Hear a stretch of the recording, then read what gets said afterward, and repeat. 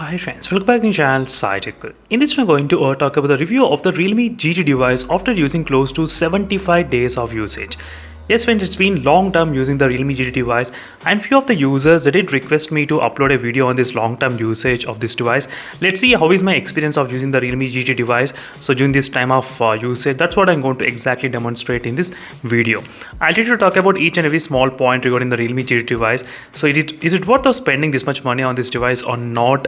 So discussing about performance, display, battery charging, camera connectivity, build quality, and about the updates. So meanwhile, in case if you have any other doubts on the Realme GT device, so make sure to check the playlist for more information where you can actually find a lot of videos interesting on the Realme GT device.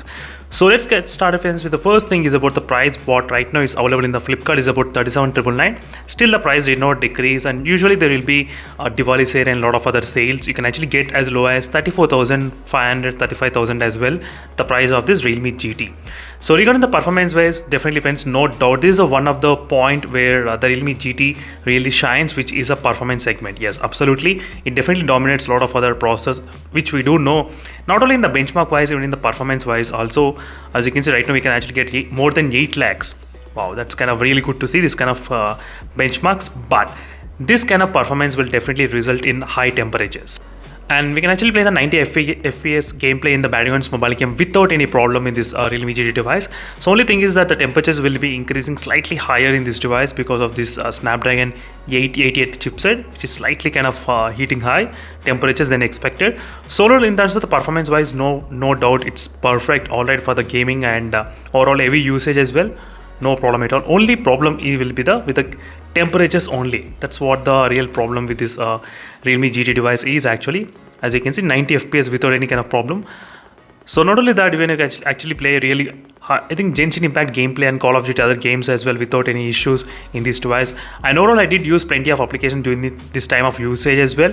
So it's pretty fine with the performance, no doubt. Even the CPU throttling test results also, I'll try to show you a couple of screenshots which are taken regarding the CPU throttling test results. You will be able to identify clearly what is happening with the results. You can see how is the graph maintaining consistent level of the graph. You can see even there is no red color indication, it's kind of really consistent, not bad. So there are a couple of other shots which are taken, as you can see friends clearly how the graph is maintaining consistently. So a little bit, but after detecting maybe high temperatures, then the CPU throttling slightly kind of decreasing a little bit, kind of lower. CPU throttle up to 88%, 87%. So overall in the performance segment, no problem. This phone definitely does all the jobs pretty good and very fast as well. So next thing is regarding the display segment. So this is one of those categories where I did feel it's kind of you're not using the premium kind of segment, because after paying this much of money, the display of this phone feels like kind of close to Realme GT Master Edition, which is kind of close to 20,000 rupees. So 38,000 and 35,000 rupees and 20,000 rupees the Realme phone. They both have the same kind of display properties. That's kind of one of the thing which I didn't like in the Realme GT device. So there's no change in the display. Everything is pretty fine. There's no doubt. There's no green tint issues. There's no black color crush issues. Nothing at all. But only thing is that there's no improvement. I mean, we could add maybe higher refresh rate. I mean, 144 Hz, something like that. Something maybe Super AMOLED E4 type of panel. So there's nothing apart from this one. But overall, friends, there's no issues with the display. So don't get me wrong. So everything looks perfectly alright. Even in outdoor sunlight visibility as well, it's perfectly good for the outdoor visibility without any kind of problems in this Realme GT device. And the phone has got the 120 Hz refresh rate and 360 Hz touch sampling rate, but by default we do get only 240 Hz touch sampling rate in the Realme GT device. So this is the thing about the display friends, no issues much about the display. In the performance, slightly heating problems. In the display, no issues. Battery and the charging also kind of okay, I would say, because right now I'm using the latest Realme UI 3.0 version, as you can see exactly, which is a beta version only. Right now I'm trying to use in the Realme GT. So with this kind of beta version, I do not have any kind of major battery draining issues at this moment. So usually I'm getting about screen on time kind of close to 6 hours screen on time. I'm getting 6.5 hours screen on time without any problems, and the charging speed also did not take long time. So right now it's taking I think close to maybe 30 minutes of time. Yes, 30 minutes of time overall the charging time in the Realme GT device, even after the recent Realme UI 3.0 update. So no issues in the battery charging and no issues in the display. For me, there is no battery draining issues at all. No issues. From the beginning, I used to get I think close to 6 hours average screen on time I used to get in the Realme GT without much problem in my device. That's the thing about the battery. Next thing is about the camera. Camera also kind of okay, friends. It's not so great, I would say. It's kind of average quality. That's another part, because paying this much of huge amount of money, but still you're getting the quality also kind of close to other phones. That's another thing which I did not like in this Realme GT device overall in terms of outdoor quality, or doesn't matter. So it's kind of okay, I would say, but not so great when compared with other phones. That's what I'm trying to mention, friends. You can see this. You can record up to 4K 60 FPS without any problems in this device, so that should not be any kind of issues with the 4K 60 FPS recording in this moment. I did do the outdoor shots as well, so where you can actually see exactly how is outdoor colors and everything, the stability. I did upload separate video, 4K 60 FPS video as well.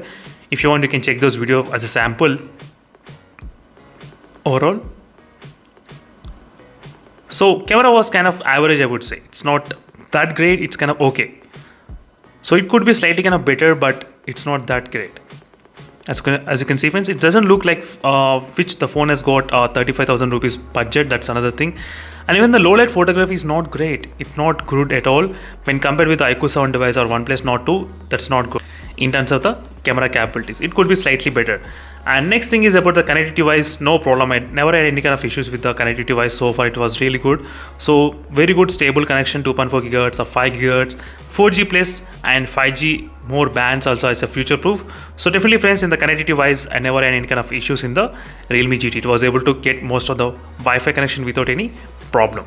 Next thing is about the build quality. Build quality wise, the best thing is to do have a 3.5mm jack.